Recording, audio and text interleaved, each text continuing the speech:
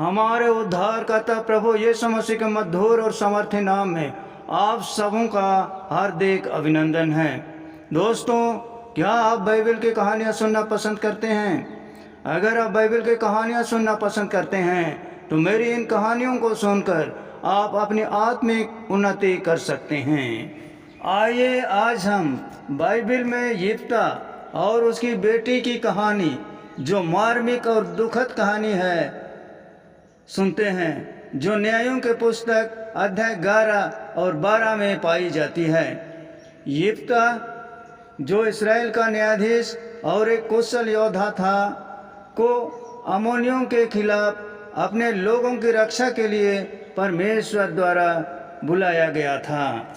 यिप्ता गिलाद का पुत्र था, लेकिन उसकी माँ एक वेश्या थी, जिसके कारण उसके सौतेले भाइयों ने उसे बहिष्कृत कर घर से निकाल दिया था और वह टोप की भूमि पर चला गया, जहाँ उसके चारों ओर बहिष्कृत लोगों का एक समूह इकट्ठा हो गया।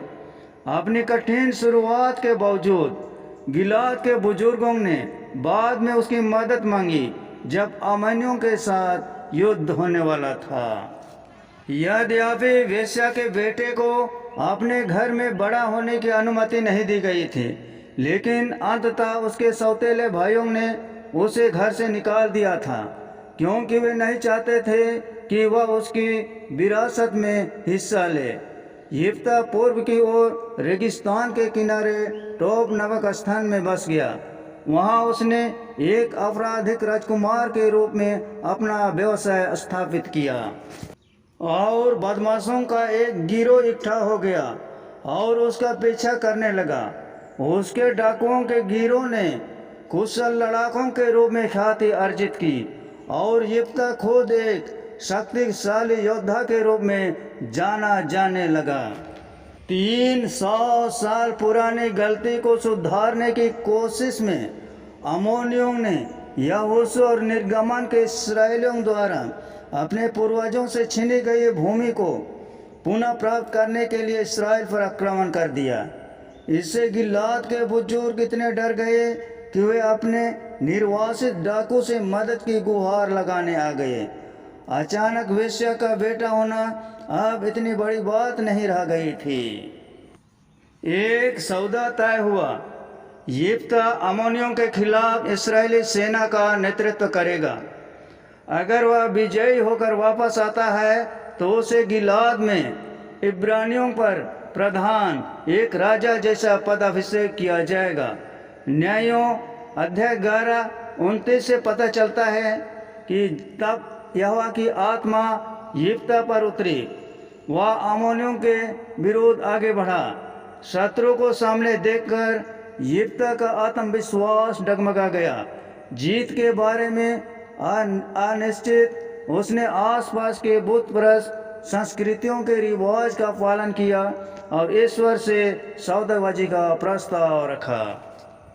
उसने प्रतिज्ञा की, यदि तुम अम्मोनियों को मेरे हाथ में दे दोगे तो जब मैं अम्मोनियों से विजय पाकर लौटूंगा, तब जो कोई मेरे घर के द्वार से मेरी भेंट के लिए निकलेगा वह यहोवा का होगा और मैं उसे होम बलि करके चढ़ाऊंगा। बाइबल हमें बताती है कि तब यिप्ता अम्मोनियों से लड़ने के लिए गया और यहोवा ने अम्मोनियों को यिप्ता के हाथ में कर दिया।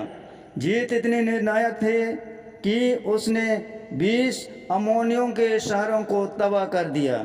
इस प्रकार इस्राएलियों ने अम्मोनियों को अपने अधीन कर लिया। गिलाद में यिप्ता के घर मिस्पा में उसकी जीत की खबर जंगल में आग की तरह फैल गई और जश्न मनाया जाने लगा। जब उसकी बेटी ने सुना कि उसका पिता विजयी होकर लौट रहा है तो वह खुशियों से नाचती हुई बाहर आई और उसका स्वागत किया।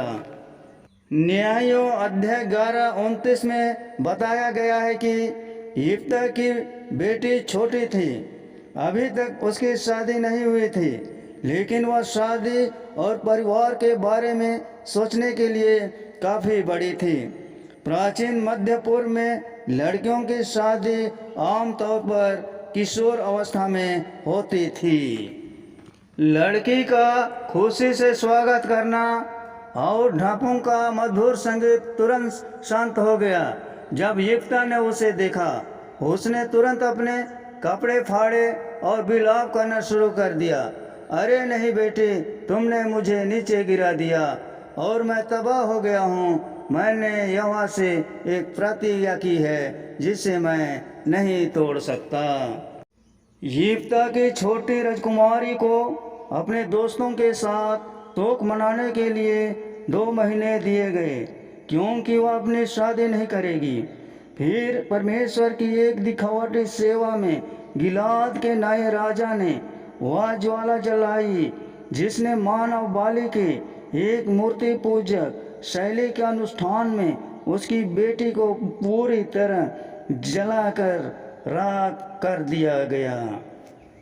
यिप्ता का दुख वास्तविक था, यह तो निश्चित है, लेकिन उसे यह भी पता होना चाहिए था कि प्रतिज्ञा का मतलब है कि उसके परिवार का एक सदस्य मर जाएगा। वह उसकी प्यारी बेटी थी, ना कि कोई कथित घर का सदस्य।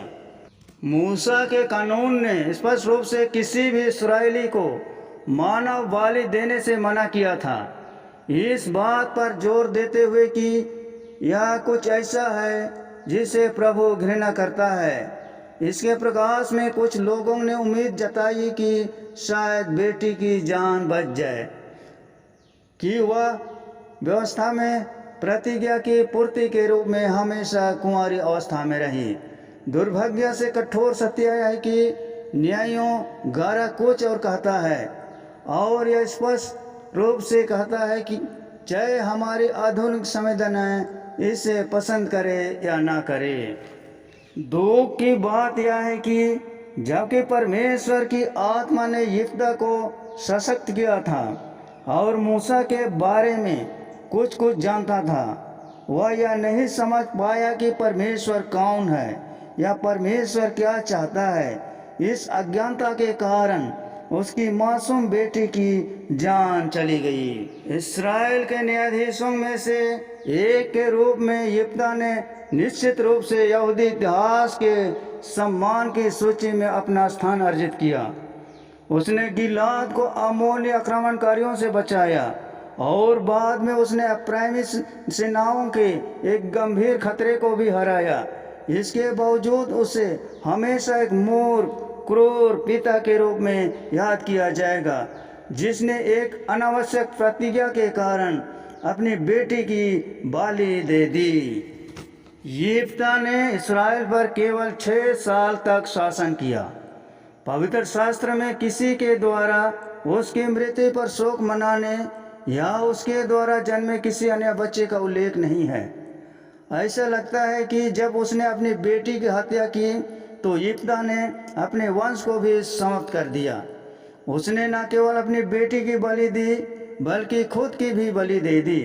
प्राचीन दुनिया में लोगों को अपने बच्चों के जरिए जीवित रहने के लिए माना जाता था। तदनुसार किसी व्यक्ति का सबसे बुरा भाग्य यह हो सकता है कि उसका वंश कट जाए और नाम नष्ट हो जाए। दिलचस्प बात यह है कि न्यायों अध्याय 11 के 40 बताता है कि कुछ यहूदी महिलाएं आज भी शीतकालीन संक्रांति के दौरान यिप्ता की बेटी के लिए अनुष्ठानिक रूप से शोक मनाती हैं, जो छोटी लड़की की मृत्यु के लिए निर्धारित पारंपरिक तिथि है। यिप्ता और उसकी बेटी की कहानी जल्दबाजी में लिए गए वचनों, नेतृत्व की कीमत और ईश्वरीय सौदों के मानवीय परिणामों के बारे में गंभीर सवाल उठाती है। यह एक गंभीर कहानी है जो आस्था की जटिलताओं, आवेगपूर्ण वादों के नुकसान और नेतृत्व और जीत के समय होने वाले व्यक्तिगत बलिदानों को दर्शाती है। यह कहानी किसी के शब्दों और कार्यों को तौलने के महत्व की एक मार्मिक याद दिलाती है, खासकर जब वे संकट या हताशा के क्षणों में लिए जाते हैं। दोस्तों, यह कहानी आप सबों को कैसी लगी? अच्छी लगी तो इस वीडियो को अधिक से अधिक अपने मित्रों को शेयर करें, लाइक करें और चैनल को सब्सक्राइब जरूर कर दें। धन्यवाद।